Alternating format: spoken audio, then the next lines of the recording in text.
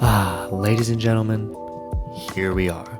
Episode 3 in the last episode of my podcast, Beyond the Finish Line. First 2 episodes, I brought my parents along and we talked about the coaching aspect and the parent aspect of performance and sports anxiety. But today, I have a very, very special guest.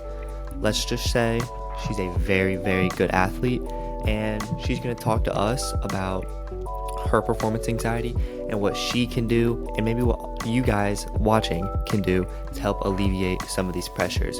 So I'm really giddy for this. I'm excited to get into it. So let's get into it.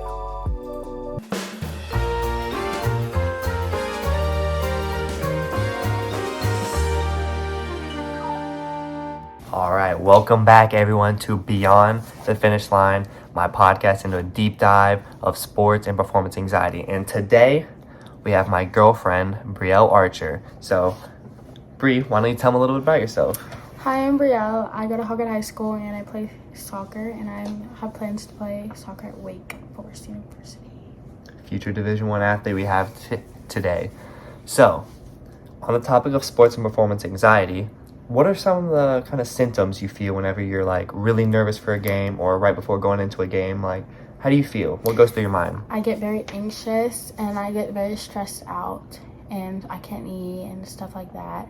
And all I can think about is playing good and nothing else for the past 2 days. Yeah, no, I totally agree, because I know when I'm about to go into a game, I always have this feeling of like almost an impending doom. Like I'm gonna let myself down. I'm gonna let my teammates down, and I always want to show up the best of my ability. I want to play the best I can, and more than anything, soccer is a mind game.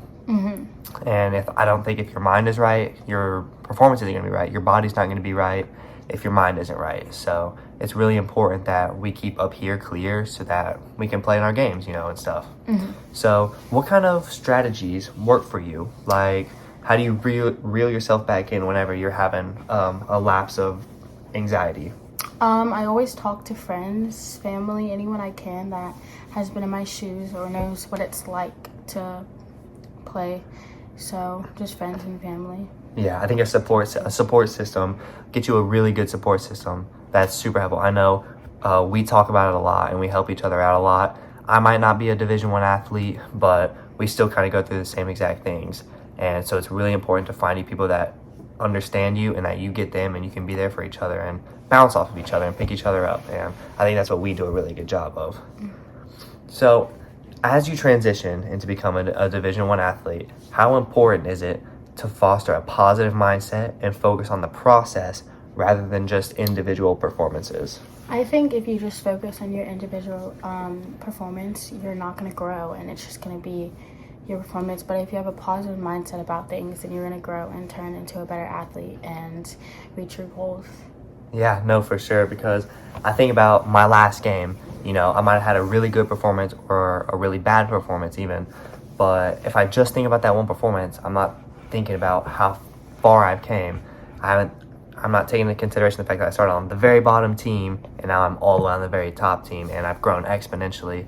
So it's really, really important that you keep an open mind and that you realize it's okay. You're going to have ups and downs, but in the grand scheme of things, you have an upward trajectory.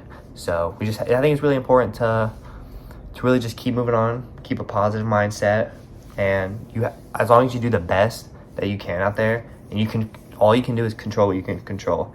And I think both of us have had like problems trying to control things we can't control, and all that matters is you really just go out there and you perform to the best of your abilities.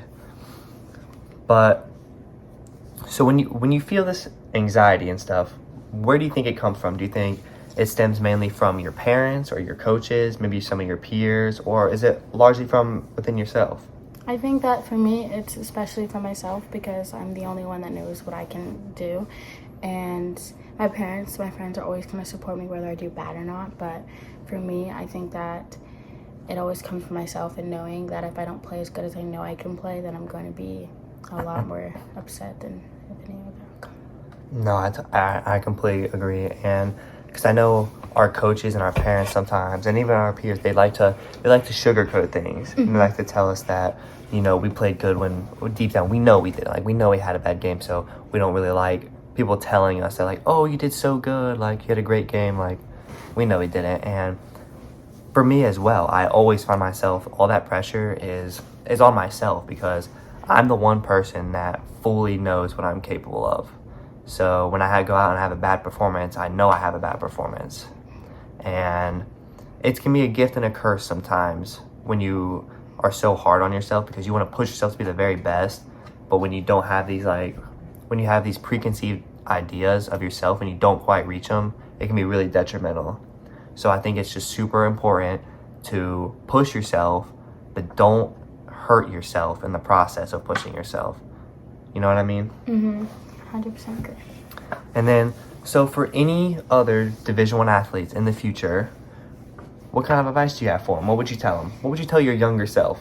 For my younger self, I would definitely tell her that it's going to be okay, and that, like, you're going to get through it, and one game isn't going to change if you get an offer or not. One game isn't going to change how a college perceives you.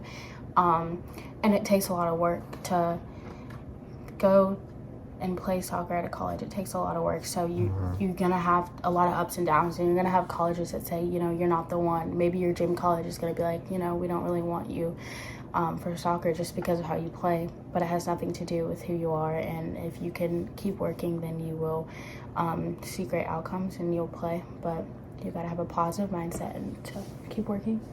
For sure. Absolutely. I know that if I could tell my younger self anything, it would just be to keep moving. Like, no matter what's going on, no matter who's telling you what, you just keep moving on, because that's all you can do. You can control what you can control. Everything else is just, you just got to put it out of mind. But that's going to be it for today. So thank you, Bree, for joining me today. Of course. And thank you guys for tuning in. So have a good one.